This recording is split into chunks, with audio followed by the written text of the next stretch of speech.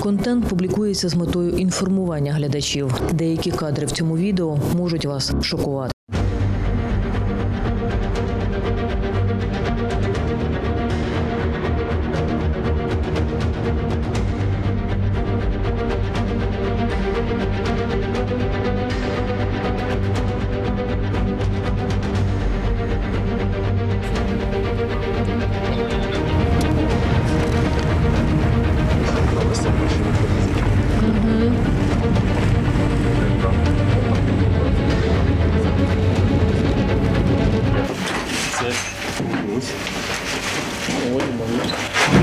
Я бачу, що ви в будь-яких умовах зробите умови.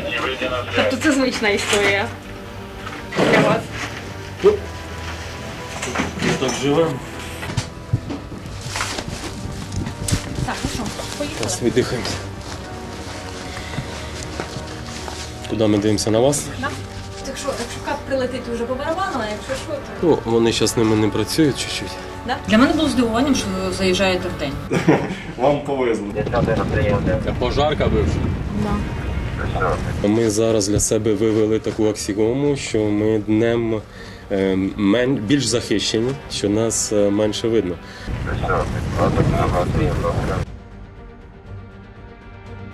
Це означає, що у них і впівішки вже нічні є? І багато? Так. Так. Ми не будемо говорити наскільки, чи скільки, чи наскільки. Так. На даний момент противник максимально забезпечений і в FPV, і основна частина в них з ночним баченням. Сьогодні вони відволікаються на події в іншій частині населеного пункту, і вся їх увага зосереджена туди. Там зараз йде теж один з штурмів.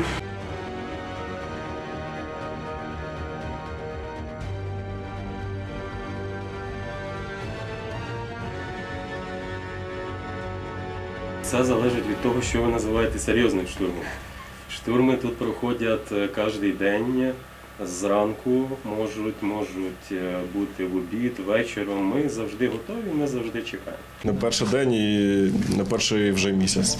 Тут знаходимося, тому достатньо часу, виконуємо спеціальні завдання з оборони, відбиваємо атаки противника на Часів Яр.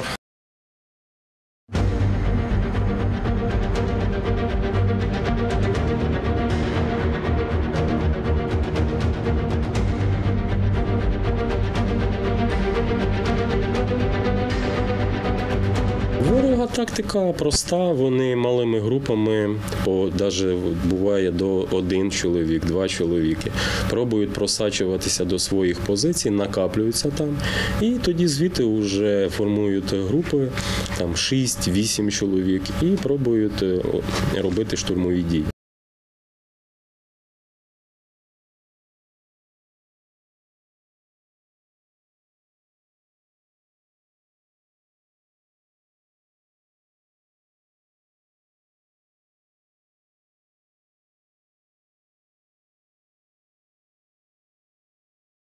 Лісних масивів по посадкам вони стараються заходити невеличкими групами, закріплятися, окопуються і, відповідно, перебувають там день, другий і потрошки просуватися далі. 6-8 чоловік, так, це невеликі, якщо це один напрямок. Якщо їх 10, то це, соответственно, зовсім друга вже цифра. А вони так і роблять? Тобто йдуть Так. Вони, там, як назвати, такими колющими, прорізаючими ударами пробують, щупають оборону. У них задача тут, наприклад, взяти Часовий Яр під контроль, нове місто.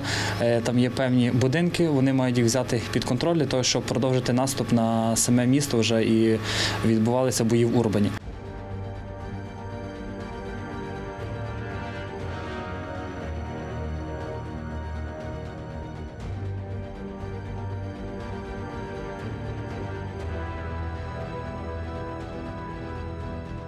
Це по класиці, там, де у них виходить, вони там нарощують зусилля і пробують давити більше.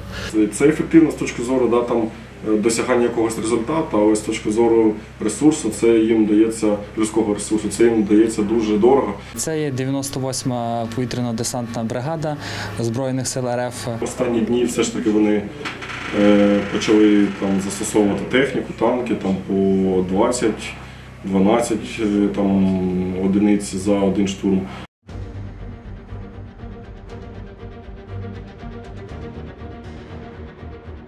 Були танки, були БМП, були БМД.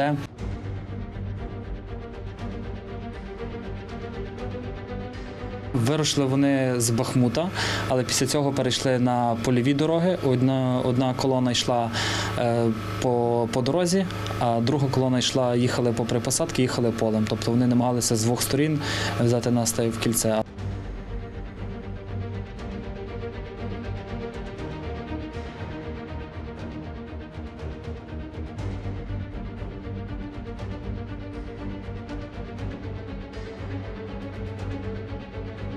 Деяка техніка була підірвана, була знищена ще на підході завдяки нашим ПТРК.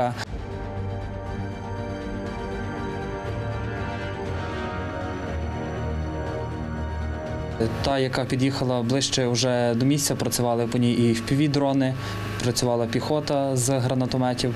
І в невеличкої групці ворога вдалося зайти в будинок, але успішно їх взяли в полон. Тобто у них були там вже і 200, і 300.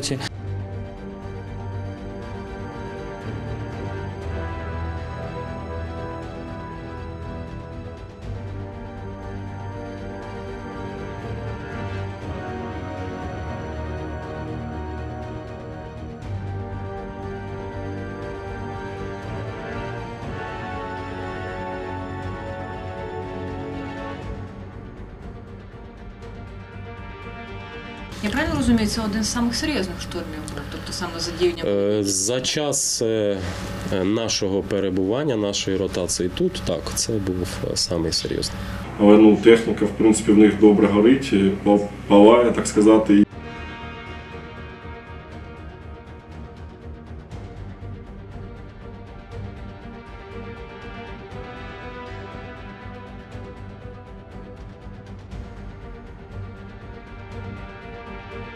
На слідуючий день ще був у нас один штурм.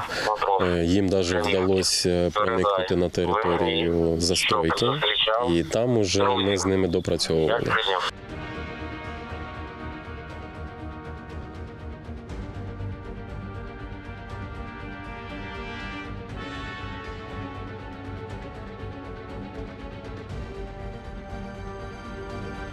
У них була задача закріпитися, зайняти позиції в одній із застройок, до якої вони під'їхали, і там уже їх зустрічали вогнем, знешкоджили техніку, були взяті в полон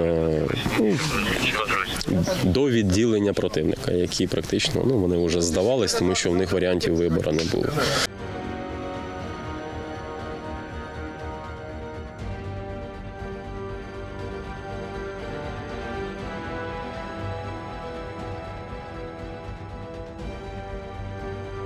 На даний час вони не закріпились взагалі ні в одному будинку, і взагалі в Часовому Ярі противника немає.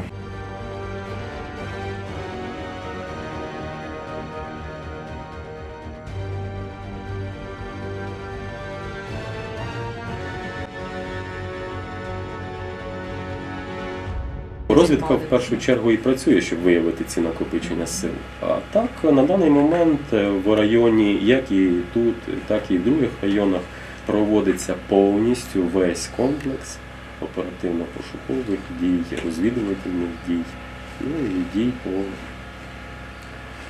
обороні також. На даний момент штурмових ще не було, ми працюємо від оборони, але все може помінятися в будь-який момент.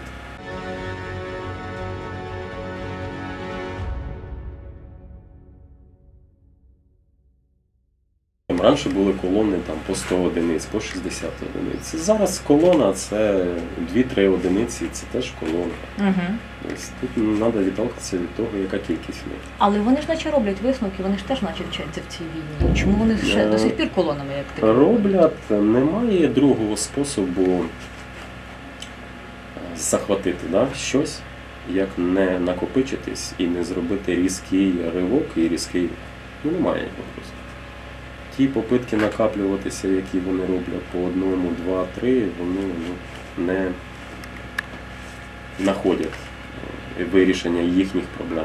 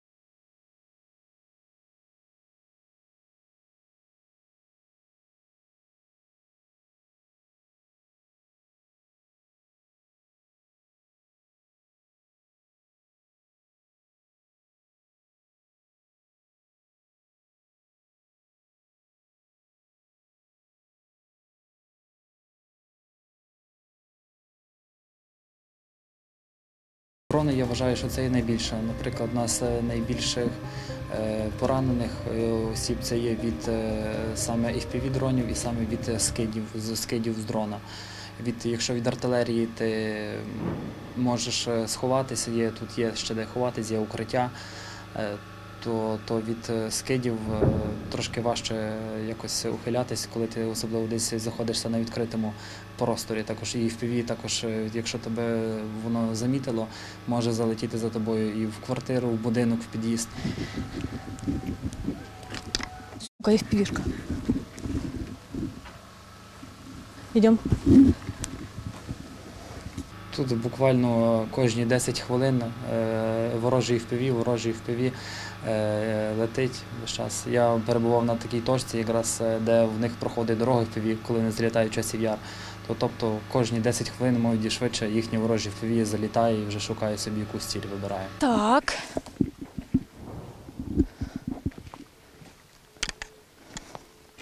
FPV-шку чула, по-моєму, десь тут крутилася. Це ж такий противний звук.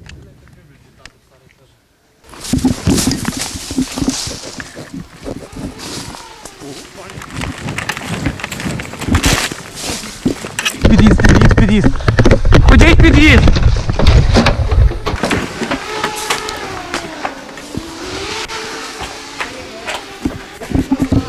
Оля! У них постійно тут висять їхні мавіки, їхні зали, суперками, зараз у них вже є також орлани з ланцетами, зали. Тобто постійно вони моніторять і стараються теж вбивати як нашу логістику, так і нас самих. Я почула, я сховалася. Вона десь там зараз залетить, зараз зрив буде. Це був FPV-дрон. Саш, ти писав? Ну, не побачив, судячи всього, мене. Він пролетів наді мною. Ну, у них може бути, так, у них є деякі є погана камера. Я, слава Богу, була над деревом. Я просто обійшла мимо дерева. Ну, він тут прям так собі Так, так він, я ж кажу, він наді мною пролетів. Це було стрьомненько, якщо чесно. Він же ж крутився тут, ми чули його звук. Він, видно, десь там літав. Ну так, він собі шукав якусь тут.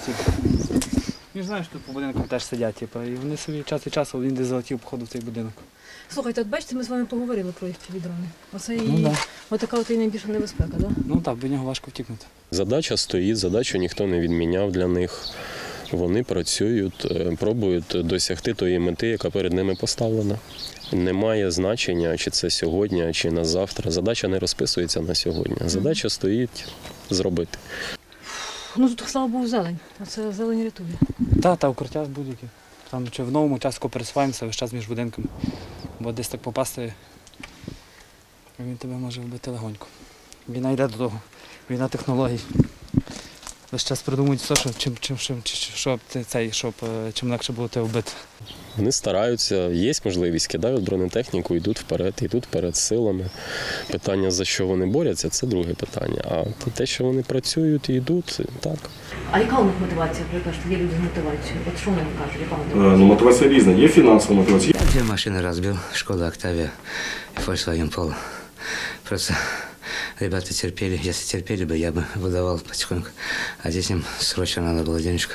С Санкт-Петербурга, когда поступаешь, заключаешь контракт, 500 тысяч, через месяц выдают. Это подъемный или как? Да, подъемный, это губернаторский. А сколько вы были должны? 1,5 ляма. Є прямо от кажуть, я там військовий, для мене там армія це моя заробітна плата, я воюю, давав там присягу там, і так далі. Це тут хоча б чітко щось є зрозумілість. Штарми, тобто зеки, це взагалі в них мотивація там вибратись з тюрми для того, щоб іначе він відвоює, його потім там відпустять. Я розумів, що я вийду і все, у мене життя кончена. Ну и думал, как бы, а здесь судимые снимают.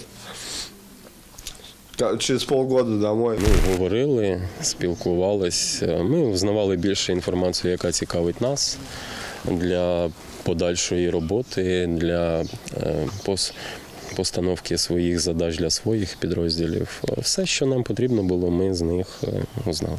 Коли є час, то питаємо все, просто цікаво розкрити взагалі цих персон противників. Да, це додатково, це противник розкривається, там по протоколу йде допит. Але коли є час просто поспілкуватись, зрозуміти, що в нього всередині, то питаємо різне.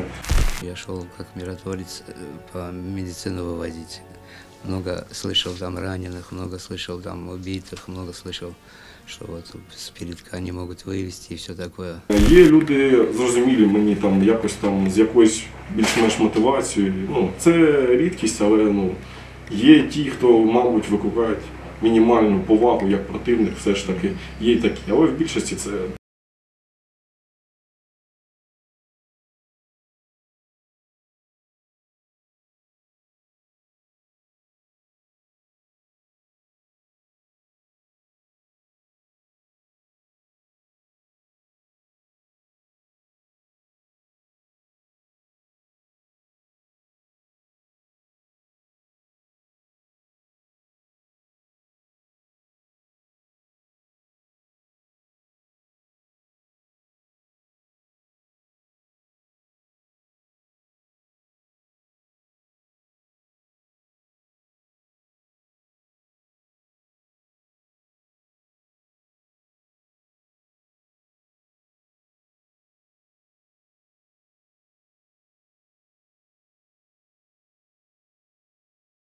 Працювати наш штаб, почали працювати наші хлопці на самих позиціях.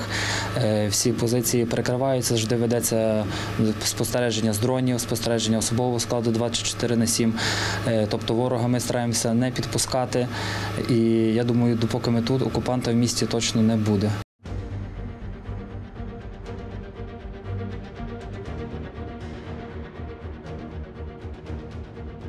А, була інформація, так?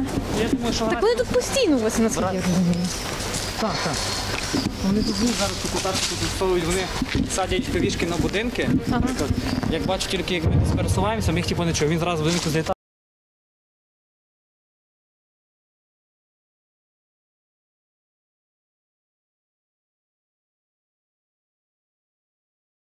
за день по одній людині йти, тобто одну відправляють людину саму, потім одну, потім вони там, хтось там 50% дійшли, 50% там загинули від FPV або від артилерії, накопились, потім намагаються зробити якийсь мінімальний штурм.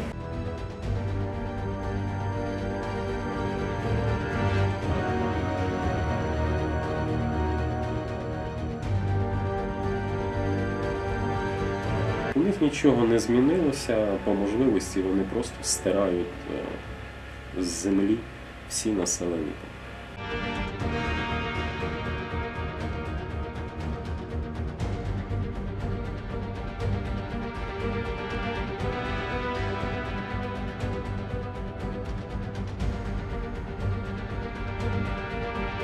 Як тоді тримати оборону, якщо часик стирають?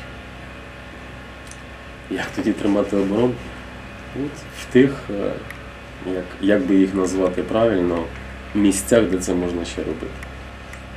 Ну, як правило, ми цепляємося за рельєф на місцевості. Тут Донецька область, Луганська область, як правило, це не степові зони, більше гірські, лісні. Тут можна працювати довго і плодотворно.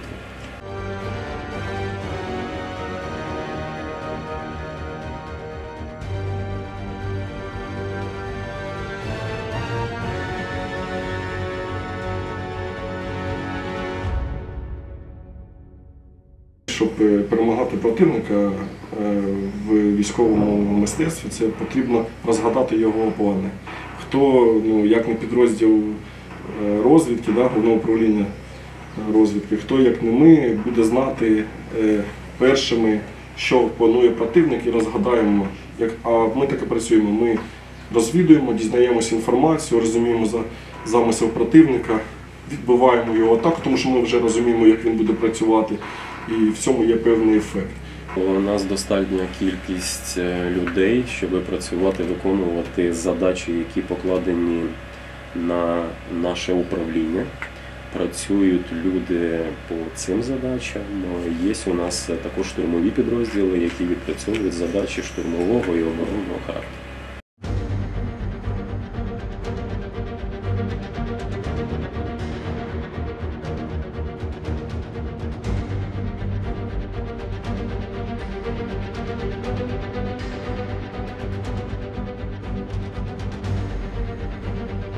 Плюс паралельно з цим підрозділи Збройних сил України, котрі працюють з нами в смузі, вони тим самим отримують певну мотивацію, вони розуміють, що противник це такі ж люди, тобто люди, котрі вони теж там вмирають, вони теж можуть якось неправильно щось планувати, у них теж може щось не получатись.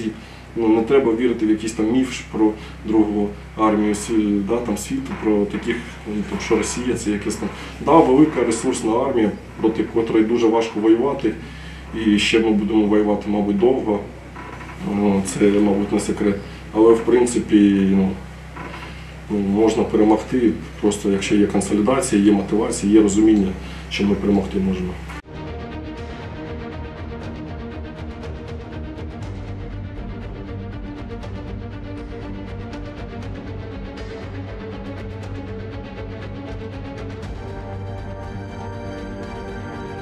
Часів Яр на замку. І все, що туди проникає, ми тільки не знаємо їх фамілії, але кількість пальців на їхніх руках.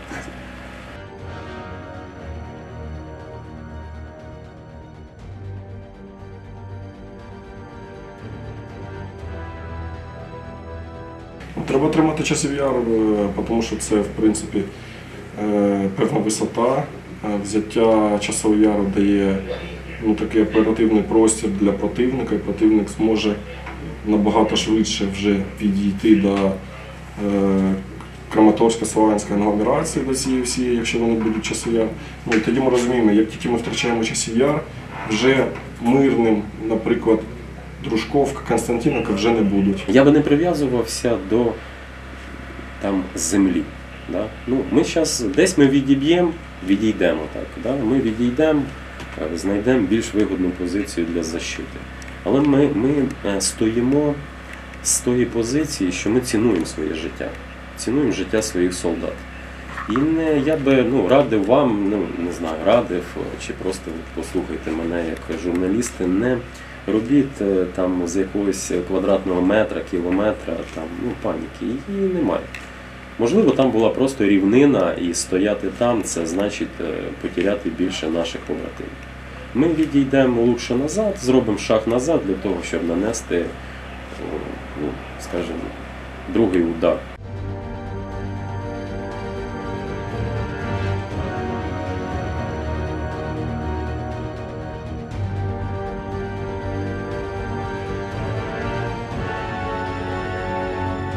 Для отримання Часу Яру потрібно мотивовані люди, також потрібно озброєння, підтримка артилерії. І я думаю, нам все вдасться спільними силами. Ми воюємо не для показників якихось, ми воюємо не для тих чи інших державних діячів. Моя думка, я особисто з 2018 року безперервно практично на фронті воюю за свою державу. Ключове питання для нас – це наша сім'я, наші родини, наші діти. Тому що якщо ми зараз не візьмемося разом до спілки боронити нашу державу в даний час, в даний момент, в даній ситуації, просто вони будуть в наших домівках. І немає значення, чи це буде у Львові, чи це буде в Тернополі, чи це буде в Івано-Франківську, чи це буде в Ужгороді, чи це буде в Сумах. У нас війна не обмежується Донецькою або Луганською областю і не обмежується цілями, про які заявляє Росія як держава-агресор. Їхня ціль – повністю заволодіти нашою державою. Тому я б хотів звернутися до всіх. Не треба боятися.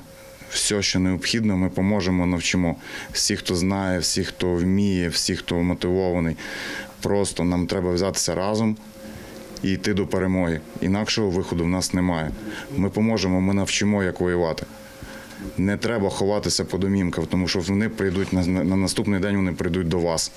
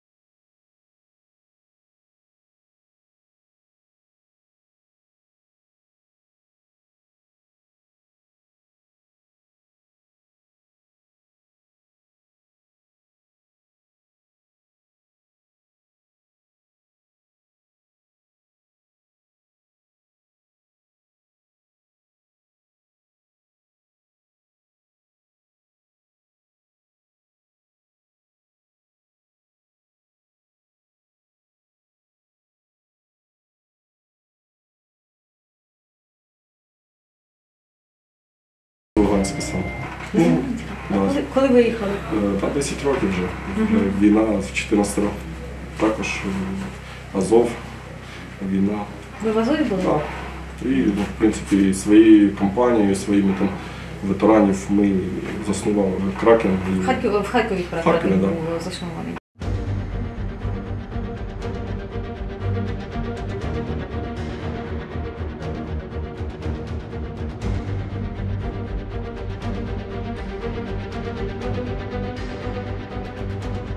Раніше це було просто там підрозділ більше акцентований на піхоту.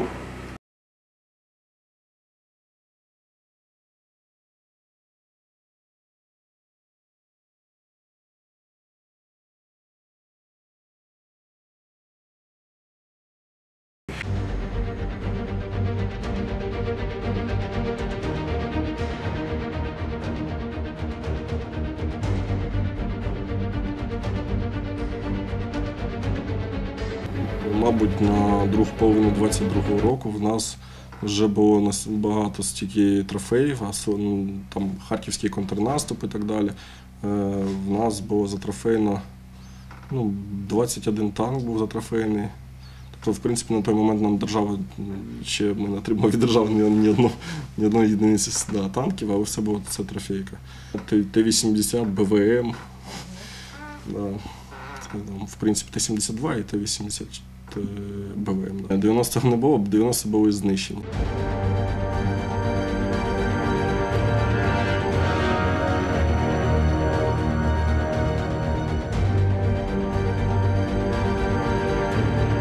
Скільки Кракен? Чи звільнив, чи допоміг звільняти населення? За весь період, якщо брати про звільнення населених пунктів, саме це 27 населених пунктів, включаючи великі такі міста, як Балаклея, як частина Куп'янська і так далі. 24 числа, 4 утра, я вже стояв біля вилку. Добровольцем? Так. А як в ГУР потрапив? В ГУР попадають по відбору, так сказати. По відбору і, як правило, тебе должен знати хтось, хто має дотичність до головного управління. Тому що я так розумію, що в перші дні війни не було можливості проводити весь комплекс заходів по підбору по тим критеріям, які раніше були в ГУР. І ми працювали, виходить, як знайомі, добрі знайомі, друзі мої працюють. І тому я був одним із кандидатів, які попали. Починаю з 2000 року, оскільки після військової служби в мене не було за ці роки такого моменту, щоб я не був дотичний до зброї, до охоронної діяльності. Я займався охоронною діяльністю за межами кордону. Це було супроводження фізичних осіб, також супроводженням займалися на морі. Є там, якщо ви знаєте, такі там ім'я нарицательне сомалійських піратів, працював якусь частину там. А так працюю, я є співвласником охоронної фірми, декількох ще фірм. Це в гражданському житті, а зараз я співпобратим нашого мультипольства.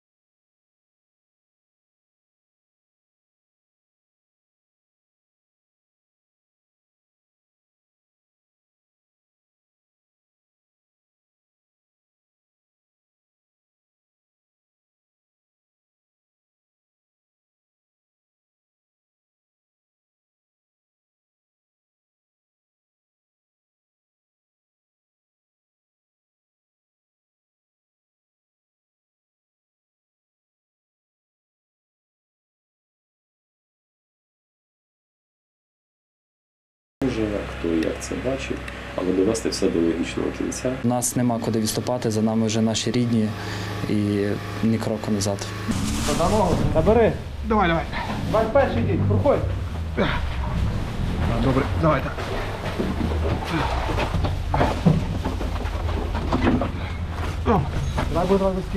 Я не вважаю, ви назвали 2,5 роки, я навіть задумався. Мабуть, пройшло вже. Яка може бути втома? Від чого втома?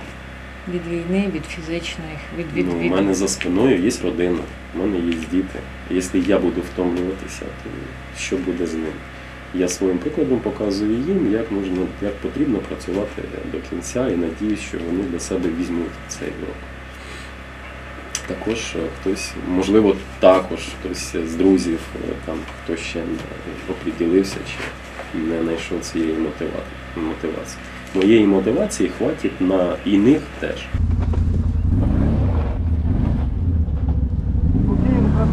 Куди його ставити? Ставиш назад, садиш його. О. Давай.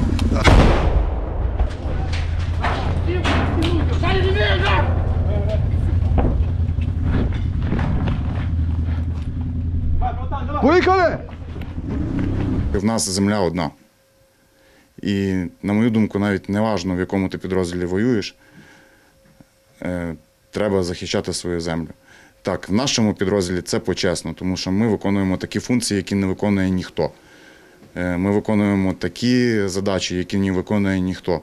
І навіть для самого себе потім в майбутньому сміло подивитися в очі своїм дітям і сказати, що я робив то, що не робив жодний військовослужбовець чи жодна людина, яка там до того, що мені навіть не знаю, чи я зможу про це розказати, які я функції виконував в спецпідрозділі. Це дійсно почесно. Ми знаходимося в Часовому Яру. Ну от, власне, все, що тут відбувається, ну не все, але ви можете почути. Місто зруйноване, його руйнують, доруйновують дуже багато FPV-дронів, дуже багато скидів. Тут потрібно дуже-дуже обережно ходити. Такі багатоповерхівки, це все, що від них залишилося, їх просто випалюють. Дуже потрібно слухати небо, тому що тут постійно працюють FPV-дрони і скиди ворожі. Артилерія теж практично не замовкає. Така ситуація 24/7. Чуємо, здається, FPV, будемо зараз тікати. Ну, мотивація яка? Наші люди мотивовані самі по собі. У них є сім'ї, у них є друзі, побратими. Це один общий організм. У нас наші жінки спілкуються між собою. Діти по можливості, якщо це проживають на одній території, також зустрічаються. Тобто ми не як підрозділ, ми велика сім'я. От так. Мотивація наша, це наші родини. Зібралися ми разом, щоб відстоювати не тільки там інтереси держави, а й в першу чергу сім'ї. Коли цікаво, ви зможете розказати, які задачі ви виконували? Я сподіваюся, що ми всі до того доживемо, і після перемоги настане той час, коли можна буде це розказати. Каб, я так розумію. Під ноги дивись. Так, да, це був каб, швидше сон, але давно. Давно, так. Да.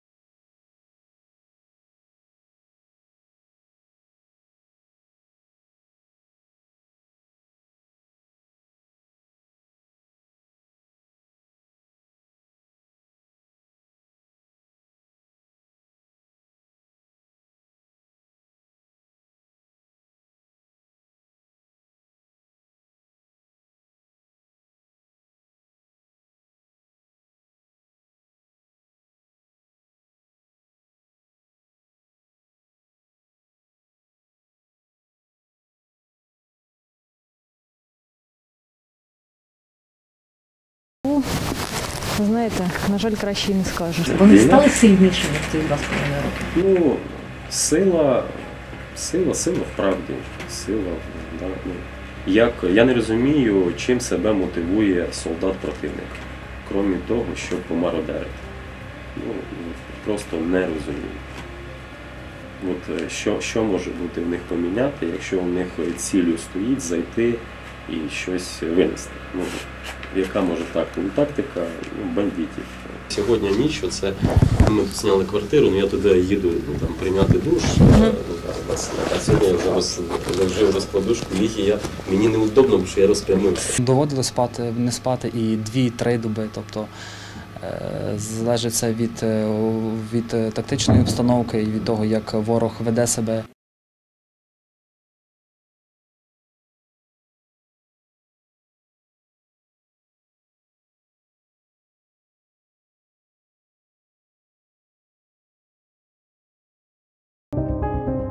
Я просто знаю, з ким можна їхати. Я згадала, що ви казали, що ви 2 години в добу спите. Ну, буває більше, буває. Ну, в основному, так, це 2 години, 2-3 години.